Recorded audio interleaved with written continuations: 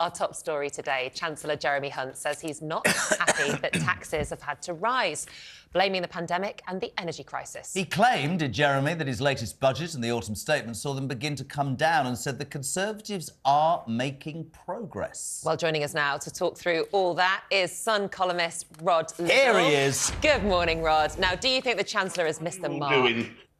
Good morning. Do you think the Chancellor missed the mark yesterday, Rod? I think it's very unfortunate. I mean, yes, I do, and I can't. On a personal level, I can't actually bear the man, which sort of bleeds into my dispassionate analysis of whether it's a good budget or not. I think there's a huge problem.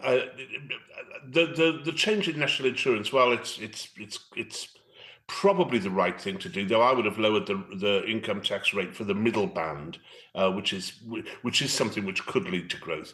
The trouble is that it's such a small gain for the average working person that it'll be wiped out very quickly, at least by the rises in council tax, which Labour authorities will impose across the country because they're all going bankrupt.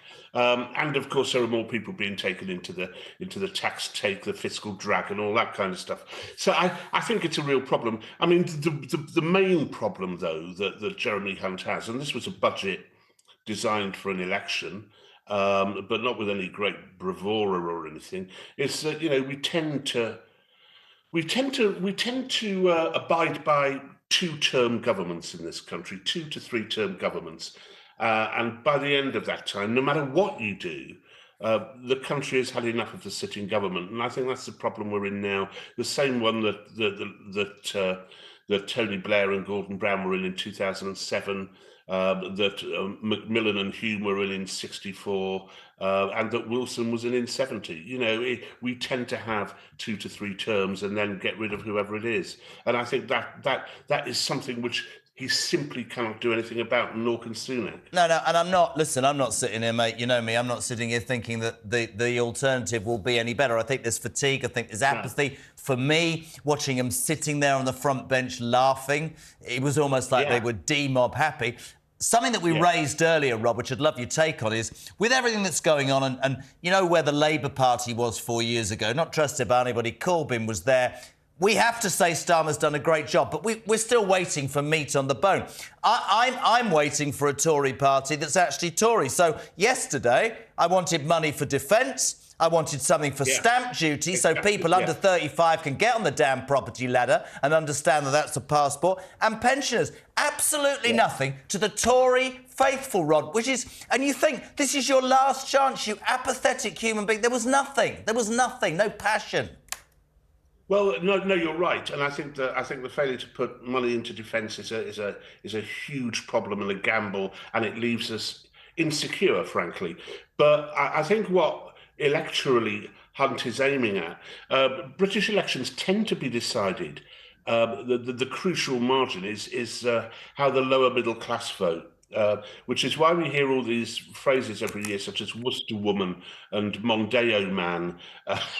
And I think the latest one was suburban 60-year-old woman living near Worcester or something. That it's that quite small tranche of the electorate which in the end decides what the verdict will be. And I think this was aimed largely at them, which was to try to put some money into their pockets. I don't think it'll work. I mean, my suspicion is it won't work. It'd be interesting to see the polls. I don't think people take much notice of budgets when they're announced. They only really take any notice of them when they feel it in their pockets. And the general, reduction in inflation, a bit more growth here and there may help a little bit, but I don't think anywhere near enough to shift it back in favour of Rishi Sunak. And you're right, Keir Starmer has done a remarkably good job in 4 years. How much of it is cosmetic is a moot point, but he has done a good job, I think that is absolutely the right point. You can be... We've talked about it, haven't we? They're as polished as anything. Time's going to tell whether there's meat to come on the bone, whether there is substance behind the rhetoric, right? Well, Rod, speaking of Keir Starmer, we heard from Lord Mandelson yesterday making jibes about Starmer's weight, that they were reflected, those comments, by Jeremy Hunt in the House of Commons whilst he was making his speech. Did you think this was more about personal attacks yesterday than it was about actually considering the feelings and the attention of the public and where everybody's at back at home? I think we're all forgetting, aren't we? Isn't it really more about the odiousness of Peter Mandelson? Takes us straight back to those early days of the Blair administration, when Tony Blair said that his one mission in life was to get the Labour Party to love Peter Mandelson. Sorry, Tony, didn't happen. I don't think the rest of the public is much more kindly disposed towards him. It seemed to me a rather nasty attack. Given that I don't think Starmer's massively overweight, given that 60% of British people are morbidly obese, I think it'll probably rub them up the wrong way to be told that Keir Starmer, who sometimes looks quite svelte, is actually overweight. So I don't know. I don't know. I tend not to listen when Peter Mandelson opens his mouth. But what do you think about the fact that Jeremy Hunt then, parroted those comments within the budget? Does it just show that this is a party, or certainly a chancellor, who's got a budget that perhaps he's a little bit ashamed of and would rather distract with personal comments? It's politics, I think it was a shame. Yeah, I mean, I think it's playground stuff, isn't it? But it's also, I mean, on Jeremy Hunt, I also tend to agree with Philip Collins in the Times today that I think it would be better if budgets weren't announced to the press before they're announced to the House. You know what, Rod? Can I jump in? This is what I don't understand. They leaked everything. In the old days, you had the budget, and what I would say about what you're both talking about the jibes. When we sit here and we go, "Oh, that's politics," that might be okay. This country's on its arse. I've said the word, sorry, right? It is. And if you look at average people, they look at our politicians, Rod, and they go, "You're not taking this seriously. We're struggling. You're a joke." And my one fear's the wrong word, is that apathy will mean that many people just don't vote. And that is a tragedy in a democracy, but that is caused by politicians who look like they don't care. And I really believe that. Yes, apparently, I can't say that word.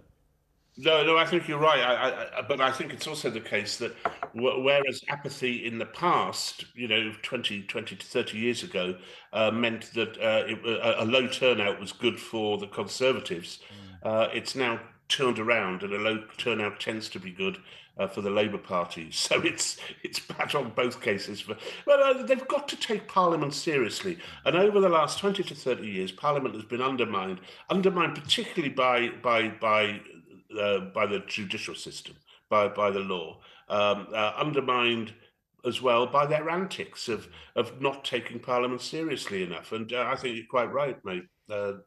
It's not good. Not a good state of affairs. Well, thank you so much, Rod Thanks, Liddle, pal. for joining us this morning.